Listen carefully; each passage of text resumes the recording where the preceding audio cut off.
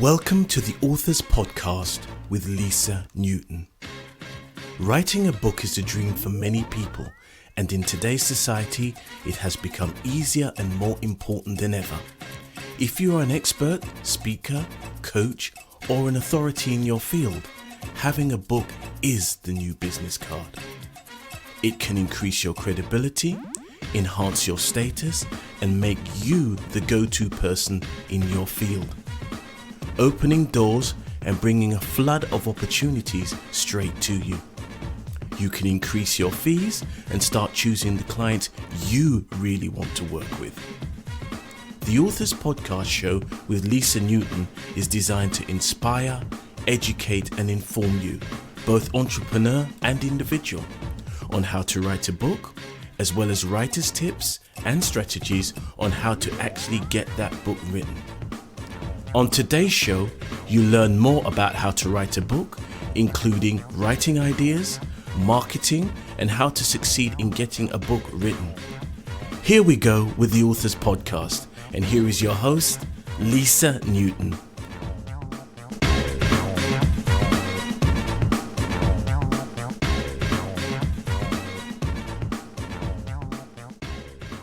Welcome to another episode of the Authors Podcast. Today my host is Andre Giden. A little bit about Andre. After college, which was Prairie View A&M University, Andre started working as an artist manager, mostly hip-hop rappers and producers. One of the young men he worked with, Jamie, got a platinum record, knocking pictures off the wall. However, he became disenchanted with the direction of the genre, so took a job hosting gospel radio show 97.1 The Zone in Houston, Texas. He'd been given the morning show as well when his wife became pregnant. She was young and wanted to focus on her career. Even though he had a great job, all he ever wanted was to be a husband and father. So he made her a deal and promised her if she would get the baby here, then he would do the rest. And then here we have it. So Andre today has written several books, and he started writing his latest project in an attempt to solve the most significant problem with life in America: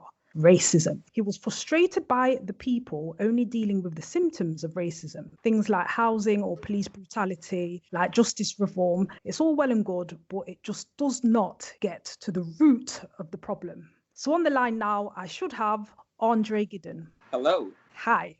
Thank you very much for being with us, Andre.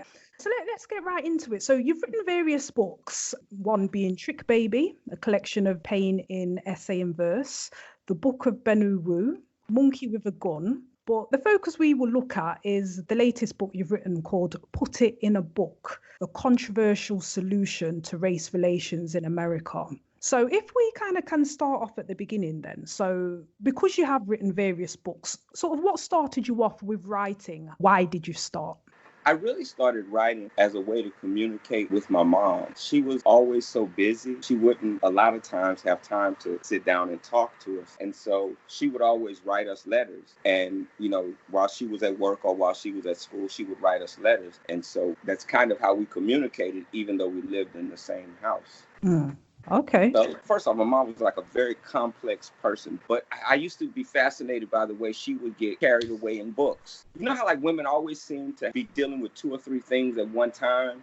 It's like you're dealing with one problem, but at the same time, you're dealing with the only time she would ever focus on one thing is when she was reading. And I always thought that was just a tremendous power to have, to take a person and to be able to pull them away from everything that they have going on in their lives, all of their troubles, and pull them into a world that you created. Yes. In a way, it's almost kind of godlike, yes. To be able to create an entire world and to bring people into it. It's fascinating to me. Yes, no, I understand. So you know that it's a way to capture people's attention. And so you've been writing for a long time at a young age. So it becomes almost second nature to you, I suppose, in a way. You're good at it. Yeah. Well, no, it's not really second nature because I'm dyslexic. So writing for me is actually very, very difficult. That's part of the reason that I do it also. It's because it's a hard thing for me to do, but I do it well. And I do it well because it's hard to do. Some people take language for granted. They take the ability to communicate with people and touch them at their soul. They take it for granted. But I kind of look at myself as like that little crippled kid that climbs mountains. My mom taught school, but even my mom didn't know that I was dyslexic. I didn't understand it until my senior year in high school. I just thought that I was a little dumber than everybody else. I made straight A's in school, but I really couldn't read.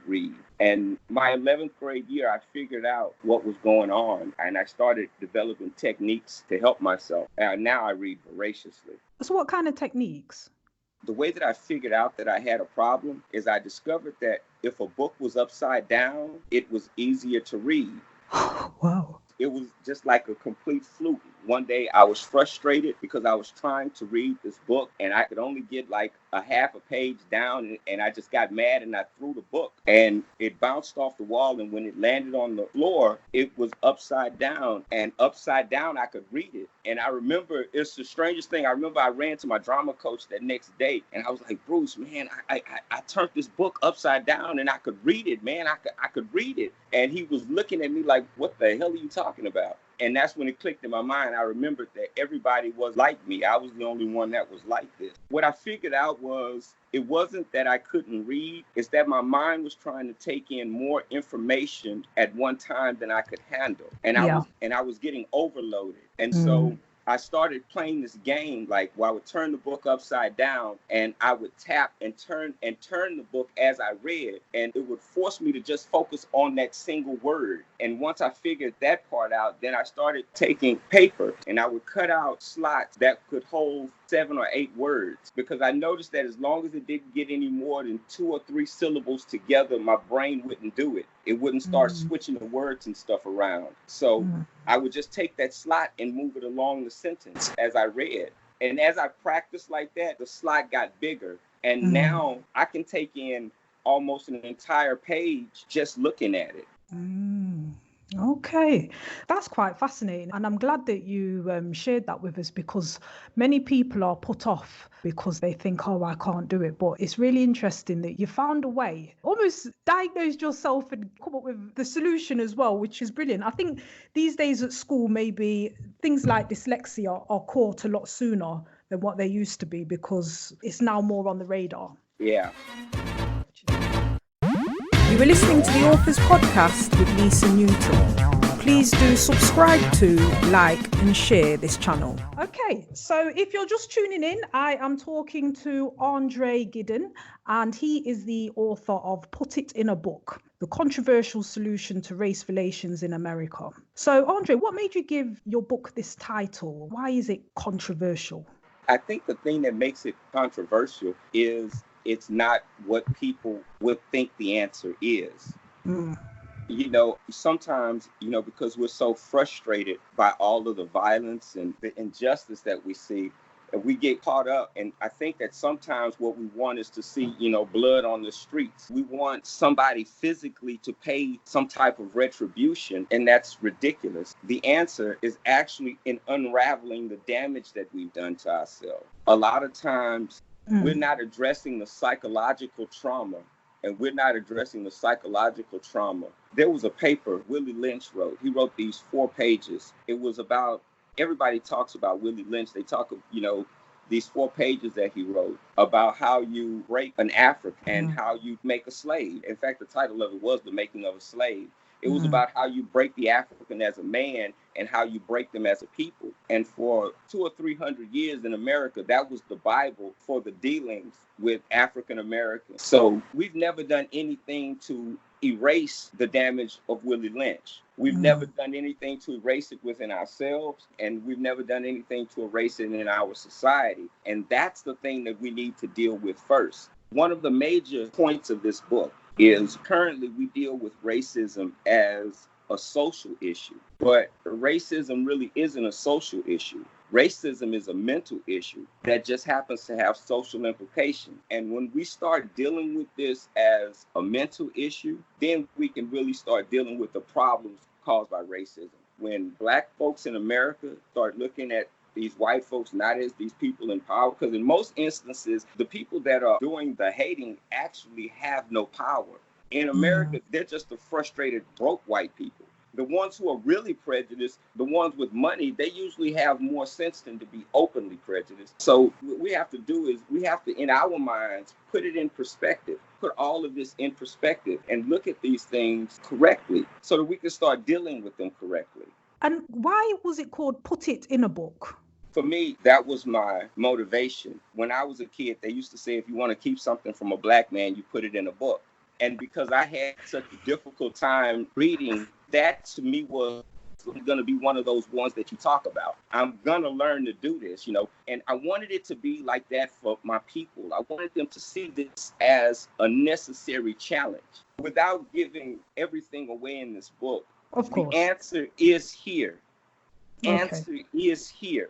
I talked to psychologists, I talked to psychiatrists, police officers, and this is actually a reverse of the therapy I went through myself, because I realized within me that even though I had done all of these fabulous things, successful, my wife is off the chain. She's been at the hospital now for 20 years. She's over her board. I have friends who are doctors. We go hunting. Our children were born days apart. We raised them together. Even with all of this, I realized that there was issues in me that I never dealt with. And so when I started talking to my doctor about them, when I realized that all of these biases that I had in me and how they affected the different things that I did without me even understanding it. And when I went back, I realized that, hey, man, really, racism has dictated so many steps in my life. And for me, I've been able to navigate and do pretty well. But I was concerned with all of those other people who went through those same things and they're dealing with those same pressures, but they're not able to navigate them. All pain is relative, but the way we deal with it also is relative. There are some people in America who are held down by invisible barriers. They see racism as a thing that is crippling them. But it's really not the racism that is crippling them. It's not actually any particular person. It's the way mentally it affects their movement. It's the way it affects their judgment. It's the way they affect their decisions. I've seen people that don't go to job interviews because they feel it's hopeless. Many white folks ain't gonna give me no job. How do you say that before you even go to a place? But we all are guilty of those things. How do we get past that? Because that's gonna be the key to us ending all of this. How do we move past it? Okay, so you said quite a few things there, and I just want to, and you was in flow, I didn't want to interrupt you, so I'm sorry. No, it's fine, it's good. I like it when guests can speak, it's great. But for the listeners out there, Willie Lynch, I believe I think they say was a Jamaican plantation maybe owner or person. I don't know if he was a fictitious character or he really did exist in real life. Oh, yes. No, he was very real. He wrote a 4-page paper on the making of a slave. And it is probably one of the most brutal documents ever written about the dealings or associations between people. Yes, it's a divide and rule philosophy. So you pit the taller slaves against the shorter slaves, the males against the females, the young against the old, the dark-skinned against the light-skinned. And yeah, and we still do that now. One of the movements that I've been a part of is on the internet. We're trying to stop people from attacking Christianity. Because we see that as a part of that Willie Lynch poisoning, where we should be all coming together and finding solutions to our common problems. Our brothers that feel enlightened are attacking our brothers who are Christians and not understanding that that's just the continuation of the same thing that we've been doing for 400 years. So one of the things you said regarding it being a mental problem, and who has the mental problem then? Are you saying that the targets of the racism have the mental problem because they are still unduly influenced?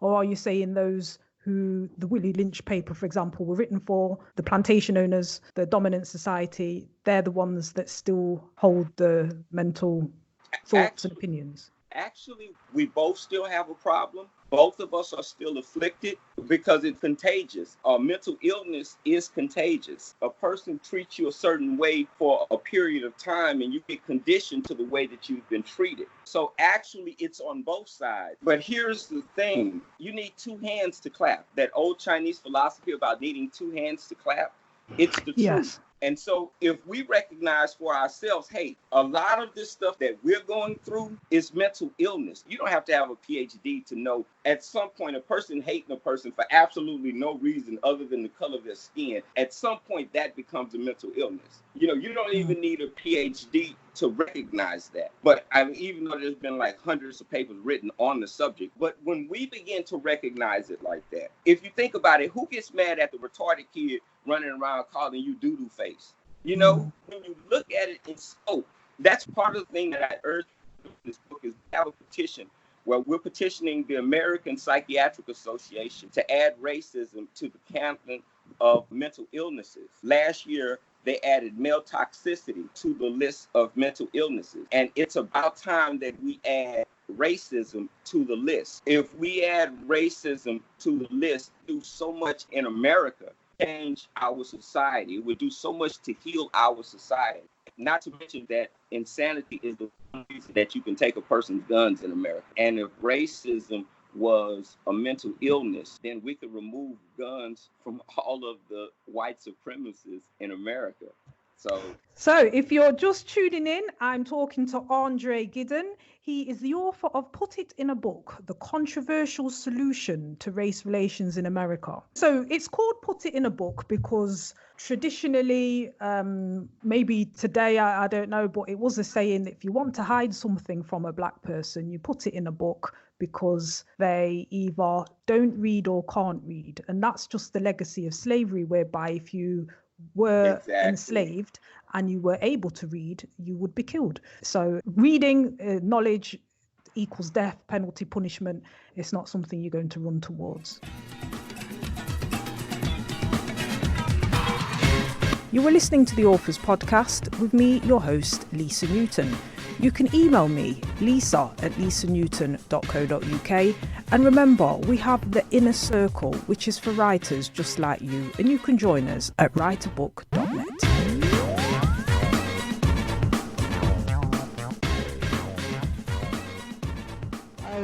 Okay, so yes, Andre, so the book is entitled Put It in a Book, The Controversial Solution to Race Relations in America. Would you say that these solutions can be applied to places other than America, or is it very specifically American? Well, actually, I think honestly they could. Any place that there's a democracy and a person has a vote, they have a voice. And the thing that I think made it specific to America is America has a unique tradition in our black churches. And there's a lot of strength and power in our black churches that is being ignored right now. Right now, there's such a hatred toward the injustice that I think it's making people turn away from those things that actually did work. Like, people are so upset about this legacy of slavery. I think that some attach Christianity to that legacy without acknowledging, all of the work that the black church put into gaining equal rights in America. And not only that, ignoring the strength that they still have. One of the things that the book talks about is there's a trinity in the black churches that's not mentioned. And I'm talking about the black churches have police officers, they have lawyers, and they have the word of God. And I think that if people combine those things and really utilize the fact that, okay, you have a policeman right here. So what if the police officers in our churches took the time to explain to people their rights? Not only explain their rights, explain their responsibilities. What if we as a society just develop a protocol for dealing with the police so that everybody understands exactly what it is? You know what your rights are, you know what your responsibilities are. You know if this man do something to violate your rights. What we've also done is have our lawyers explain to you what is the grievance process and what we're going to do to those police officers that violate our rights, so that we can start the grievance process and we can go ahead and start determining how we want our neighborhoods policed ourselves. Who would you say this book is for? Would you say it's for those who feel they are the target of racism, or would you say it's for the dominant society, or is it for everyone? Is it for government? Is it for teachers? Is it for individuals? Who would benefit or gain from reading this book, would you say? I think that first, everyone would gain. Black people mostly, or should I say, are first, because a lot of the things that are ill in our society, if we did away with some of the stereotypes and things that hold us down. I think that it would do everybody some good. I think white supremacists, it would do them some good to be put on notice, man, that people can see you.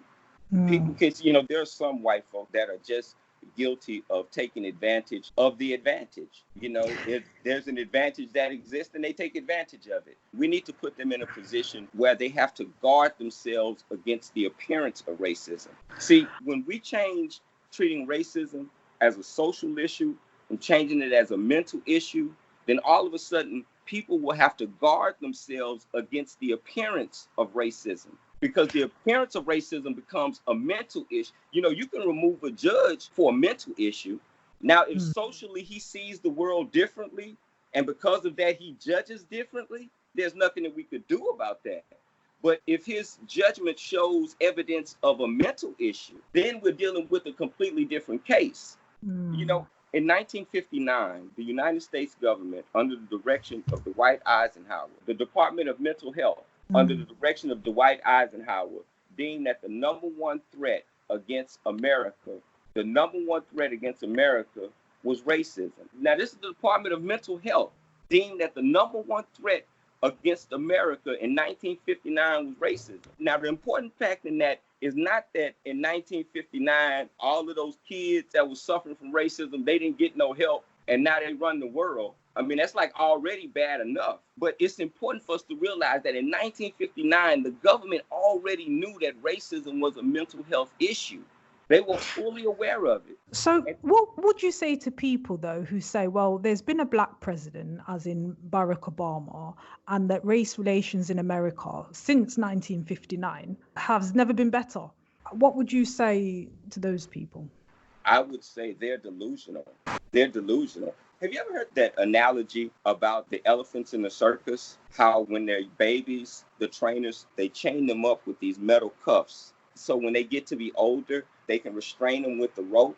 Yeah, just a small rope, and literally it could be tied to a plastic cup. And the elephant, when it's very small, will try and escape, will try and run off. And then after a while, it gives up and will never try again. And there was actually a case where a group of elephants were burnt to death because they were chained up. Not chained up, though, it might have just literally been a rope. And all they had to do was maybe take a step or two and they would have been able to run from the fire. But they believed that they couldn't and burned to death. So when they're trained from a young age, they learn it. And that's how the people who tame the elephants keep them under control. Right now in America, there are black people being held down. And the saddest part is they don't even have a rope around them. They don't even have a rope. See, mentally, because we've never addressed the fact that, hey, these people were sick. They weren't superior. They were sick and they had the guns. And that's all that it was. Once we address that, then the healing can begin. There are people in this world, and I deal with it. I have a cousin, my God, the boy, he is so smart. But the one thing that he cannot jump past is he cannot jump past this racism thing. It holds him down and it dictates every step that he makes. And I know that he's not the only one. All of those kids that are out there that are trying to sell drugs because they think that that's the only way they're ever going to make money in America, that's racism. That's racism beating you before you even get out of the gate. Those kids that are robbing people and all the rest of that and, sticking guns in people's faces, that's racism beating them before they even get out of the gate. Well, something Kanye West said is he said racism is a choice. Would you agree? I do agree that in life, it's like 10% what happens to you, 90% of how you react to it. I do agree with that. But I think when you're talking about a systemic system like this that is self-perpetuating, and there's so many black people, like we don't realize that we actually traumatize the next group coming up. One of the things I talk about in this book is how we need to take control of the narrative and what that really means. When you talk about your history, we need to learn to talk about our history as the victors, not talk about what was done to us, talk about what we overcame. Because, see, there's so many people that are traumatized by what happened in slavery. Instead of feeling empowered, like the Jews claimed the victory of the Holocaust. While they do recognize what they went through, they recognize it from the point of the victor so that tragedy becomes strength to them. where what we do is we celebrate those things that were done to us. So what it does is it constantly traumatizes us. And there's a difference between being traumatized and being educated. It's like a man that's sitting up looking at the videotape of the killers raping and murdering his wife and daughter. He'll never mentally be able to heal as long as he constantly watches that. And that's what we're doing. There are people who have never been through any type of racism in their life. They've never dealt with anything, but yet they still feel all the strain of racism. They feel all the strain of being Black. But there is a saying, in history that you shouldn't forget, otherwise history does repeat itself. There's a quote in the book where I talk about the rebranding. You want to remember, but it is the way you remember. It's the way you frame that memory. You want to frame that memory not as the person being persecuted. You want to frame that same memory as the person who was victorious. See, honestly, they want us to feel like we were the ones that lost. But if you think about it, they had all of the guns. They had all of the psychological warfare with all of these tools that they have. We took their word, the Bible, and manipulated them to release their hold on us. Because the truth is, with them having all of the weapons, this could have went on for another 400 years. Because in some places, they're still having those problems. But we were able to manipulate the minds of enough of them to where we gained enough support. With everything that they had, we won. Yes, it was a long battle. Yes, it was a long fight, but we won. And we need to claim that victory. Once we recognize that, no, we are the ones who are victorious in this, we can claim that is the one thing that white people in America do not want. Because see, all of this stuff that they say is racism and all, it's really all about the land. It's really all about the money. The main people in America that have a problem with Black people are the white people that feel disenfranchised. And I don't mean to be disrespectful, but the poor people that live in the trailer parks, those white folks, the ones that live in the rural areas who are watching the American dream being snatched away from them and watching Black folks come up. Those are the ones who are disenfranchised, who are upset and who are bothered. The only problem that we have that we need to figure out how to bring those other brothers into it. You're right. This is the best time that there's ever been for race relations in America. But there are a lot of people that are not reaping the benefits. There are a lot of people that don't realize that this is a great harvest.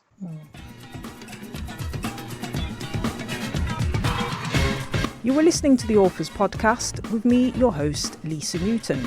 You can email me, lisa@lisanewton.co.uk. And remember, we have the Inner Circle, which is for writers just like you, and you can join us at writeabook.net.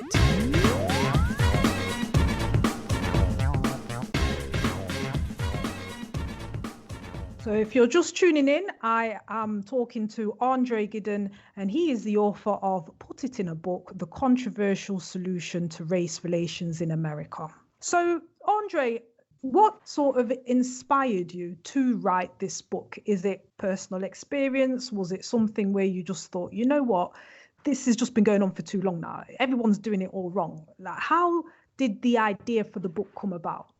It was a concert, actually. I took my wife and my daughter and a friend of hers to the rodeo. In Houston, there's this huge rodeo every year in February. And in fact, it's time for the rodeo now. And this year at the rodeo, they have like different artists. And so for this particular night, it was like for the African-American night, they had Alicia Keys at the concert. So we went to the show. It was a wonderful show. And leaving out of the concert, this white lady grabbed my arm and she pulled me back like she had some type of right to go in front of me. And I was so offended. Normally, I am a perfect gentleman. I pride myself. The thing that I loved about my wife when I met her is she was one of the first modern women that I met that really allowed me to be a man the way that I was raised to be a man. I was raised to open doors and pull out chairs for women and all of these things. But it was something about this woman. I felt like she felt she had a right to go in front of me or something. And I was furious to the point my wife had to remind me, Andre, that's a woman. And I told her, I said, well, no, I'm not going to whoop her. I'm going to be her husband if he don't tell his wife to keep her hands off of me. And afterwards, I was so embarrassed at how angry I allowed myself to get. One of my philosophies, I believe my whole life that if a person can control your emotions, then they have control over you. You are a true slave. And I realized in that moment that I was still a slave because this woman had been able to manipulate the way that I felt. And I was so embarrassed. I began to kind of do therapy on myself. I talked to my psychiatrist about it. I've had a psychiatrist all of my adult life. I just believe every now and then you ought to sit down and talk to somebody with a degree that has no interest in your life. The benefits of that, I think, are tremendous. But I sit down and I talk to my psychiatrist about it. I recognized that I had some problems. And so I started working on some things to help me deal with those feelings. And that's what this book is. This book is the things that some of them that I did for myself, within myself, to help me. Was it therapeutic to write it? Very, very therapeutic. Do you think Very, it will very be therapeutic. for the reader? You've mentioned traumatizing. Do you think it will be therapeutic to read? Yeah, if they maybe feel angry or actually, that's the one of the injustice. things that's one of the things that I mentioned in the very beginning of the book. That's one of the things that bothers me the most. A lot of times people, when they talk about race relations, they only give you information about things that are happening. They only show you what's going wrong or what has happened. No one ever says, what do you do about it? Nobody ever moves towards a solution. I make the reader a promise in the beginning of the book. I only mention a problem in the context of the solution.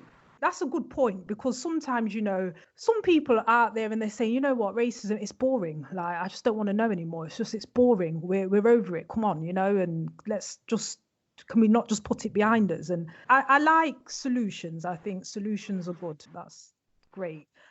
Just to round up then, Andre, obviously the book sounds very interesting and we don't want to give it away, but if there was just one takeaway that the listener could have regarding the book, what would be the one main thing that you would say that you'd like them to take away?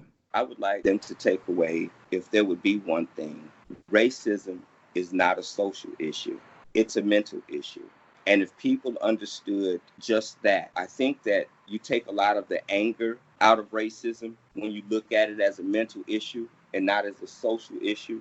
You take a lot of the power away from it. The racists, I think you take away their ability to recruit. Now they can build themselves as rebels. They can build themselves as patriots. Yes. And if we properly identify them, and it's no, you're not a rebel. No, you're not a patriot. No, what you are is a person that has a mental issue. You are delusional. That is what you are. I think that if we begin to label them as their true slate, and it would remove the power from the strain and pressures that Black people feel would begin to wane. If you realize you're not dealing with a person that socially is in a position higher than yours, you're dealing with a person that has a mental issue. I think that for us would go a long way to healing our entire society. I think economically for the psychiatric community, it would mean a windfall. Because really, to be honest, racism is probably the greatest epidemic. If psychiatry is really a thing, racism is the greatest epidemic we've ever ignored. And on that note, listeners, if you want to get hold of a copy of the book, then Put It in a Book, The Controversial Solution to Race Relations in America is available on Amazon. And Andre, what's the best way, if any listeners are just fascinated by what you've got to say, what's the best way for them to contact you? Without sounding too pompous, the thing I love about writing is I can do it from the sanctity of my home. I would rather people not contact me. Everything I have to say about racism, honestly, I said it in the book. It's right there. If there's contact information for me, Facebook, and there's an Instagram page. But in all honesty, I hate social media. I have a wonderful, wonderful wife who is way, way, way better than I deserve. And I spend as much time with her and my daughter as I can, in God's honesty. So I would rather people not get in touch with me. Fair enough. So we can look for Andre's book. Andre is spelled Andre, and the surname Giden is spelled Giden. Andre, thank you very much for being on the Authors Podcast. Hey, I want to thank you too. I had a wonderful time. Thanks. All right. Thank you. So listeners, there's quite a few takeaways from this. So you can take any situation that you're in, no matter how bad it might feel, even talking to a therapist, you can take ideas that come to you and actually put them in a book, because no doubt if you're going through something at the moment, there are other people out there that are also going through something too, the same thing. And if you've got solutions, these are really good ideas for books. So I hope that's been enlightening and interesting for you, and I will see you on the next episode of the Authors Podcast. My name is Lisa Newton. You have been listening to the Authors Podcast with Lisa Newton, sponsored by Boogles Limited. Tweet the show at Boogles_books, spelled BOOGLEZ_books. You can also contact your host via the email address lisa@lisanewton.co.uk. And if you want to join our authors community, join the inner circle at www.writeabook.net. You have just been listening to the Authors Podcast with Lisa Newton. See you next time.